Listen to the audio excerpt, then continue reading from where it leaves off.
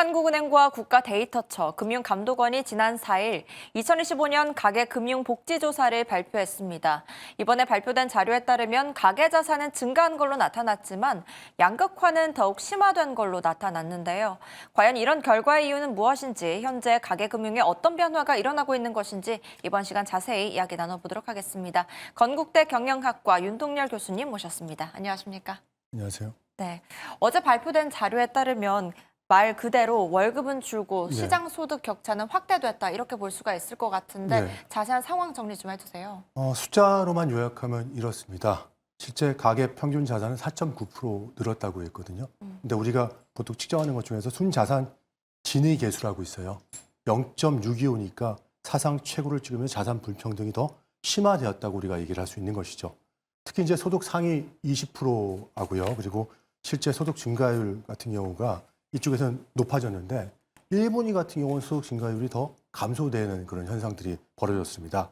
특히 이제 3분기 가구당의 그런 월 평균에 대한 소득이 3.5% 정도가 늘기는 했지만 그 안을 들여다보면은요. 근로소득은 1.1% 정도 증가했고요. 그리고 실제 사업소득은 0.2% 정도입니다. 대부분이 연금이라든지 보조금 같은 이전 소득이고요. 이게 17.7%가 증가했으니까 어떻게 보면 이런 이전 소득 같은 경우가 숫자를 끌어올린 결과라고 할 수가 있을 것 같아요. 그래서 국민 입장에서는 당연히 이렇죠. 소득은 늘었는데 내 월급은 늘어나지 않고 있는 것 같다. 이런 생각이 들 수밖에 없을 것입니다. 네, 그렇다면 왜 이렇게 월급은 줄고 시장 소득 격차는 늘어나는 것인지 이 구조에 대해서 좀 설명도 부탁드릴게요. 실제 제일 큰 원인 같은 경우는요. 내수 부진도 있을 거고요. 산업별의 구조조정 여파도 있을 거예요. 그리고 특히 AI 관련돼서 여러 가지 자동화 전환의 충격도 같이 따라간다고 볼 수가 있는데 제일 중요한 요소 중에서는요. 이와 같은 일이 벌어지면서 일반 중간 관리자들, 일반 사무직 같아 일자리에 또 어떤 정도의 근로자들의 타격을 받았다는 것이죠. 그리고 두 번째 같은 경우는 임금에 대한 부분인데요. 이미 양극화된 상태에서 임금을 많이 받는 사람들은 도리어 월급을 더 받고서 뭐 우리가 얘기하고 있는 성과급까지 받는데 이런 계급들은 뭐 우리가 얘기하는 대기업이라든지 전문직이라든지 IT 업종에 국한돼 있고 나머지 같은 경우는 실제 플랫폼 비즈니스 노동자들, 중소기업 같은 경우는 임금이 오히려 후퇴하거나 정체하다 보니까 노동시장이 더 벌어지는 그런 현상이 발생했다고 볼 수가 있을 것 같아요. 마지막 같은 경우는 이제 아마 고금리 고물가 정책 때문이에요. 우리나라 돈이 많이 풀렸어요.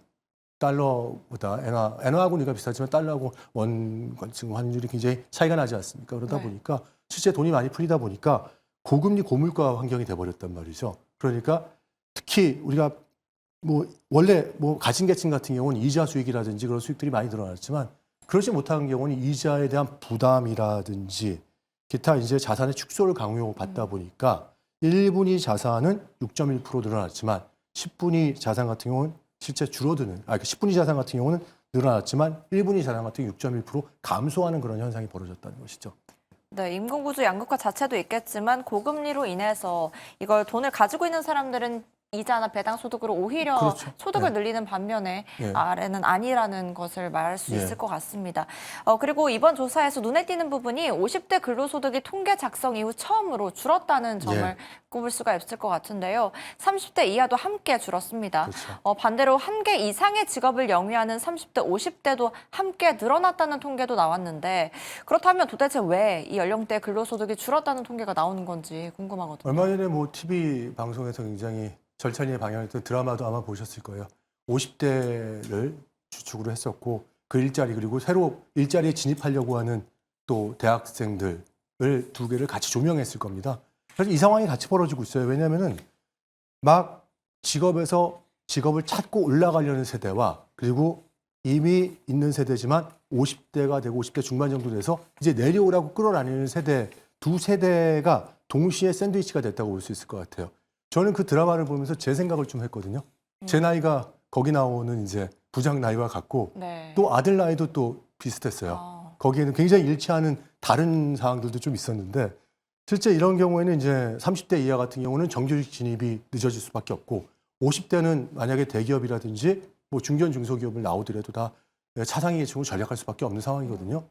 그럼 만약에 전략을 하지 않아도 실질적으로 구조조정이나 명퇴의 1순위가 50대가 될 수밖에 없는 상황인 거죠.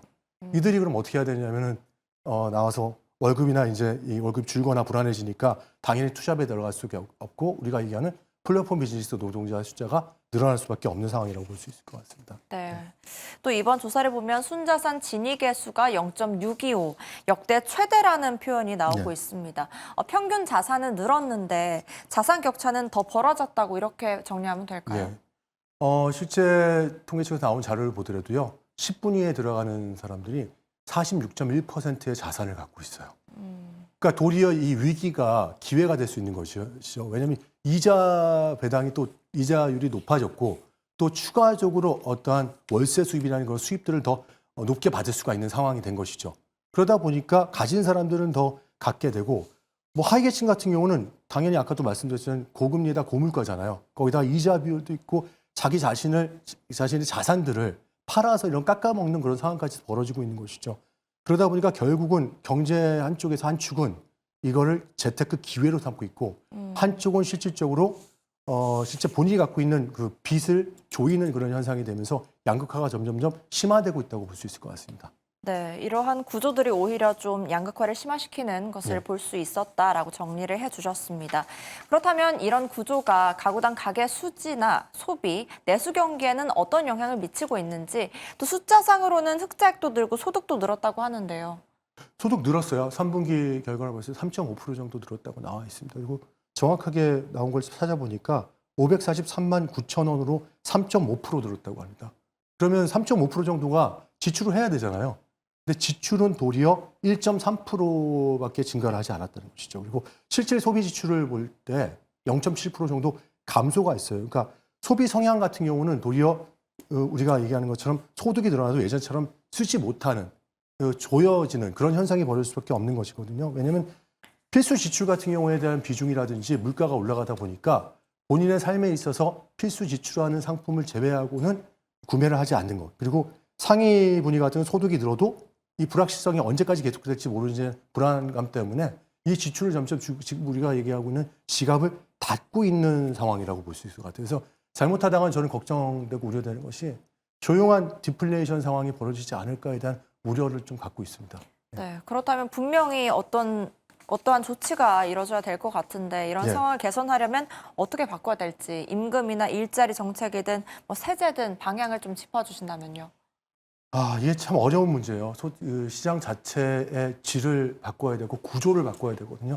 지금 상황에서는 대기업하고 중소기업의 양극화가 굉장히 심한 상태고 단순히 현금 이전만으로 격차를 돌리기에는 좀 많이 시간이 지났습니다. 제 생각에는 이들에 대해서 중소라든지 플랫폼 비즈니스 노동자에 대한 전직 교육이라든지 실질적으로 다시 직업을 받고 괜찮은 일자리로 갈 수 있도록 괜찮은 일자리도 넓혀주는 일자리 고용 정책도 정부가 같이 수행을 해야 될 것 같고요.